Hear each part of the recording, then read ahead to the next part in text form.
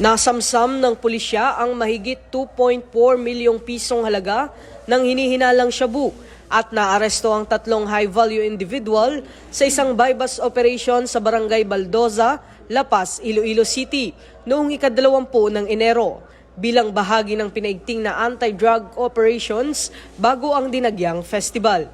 Ayon sa Iloilo City Police Office, umabot sa humigit kumulang 360 grams ng hinihinalang shabu ang na-recover mula sa mga sospek.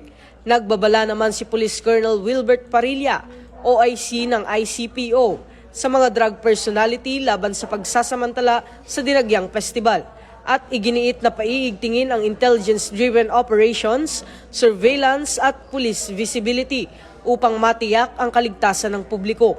Sa hiwalay na operasyon noong ika-19 ng Enero, 3 pang high-value individual ang naaresto at 646,000 halaga ng hinihinalang shabu ang nasamsam sa isa pang buy-bust operation sa Barangay Nabitasan, La Paz, Iloilo. Ito ang bagong PNP para sa bagong Pilipinas. Serbisyong mabilis, tapat at nararamdaman.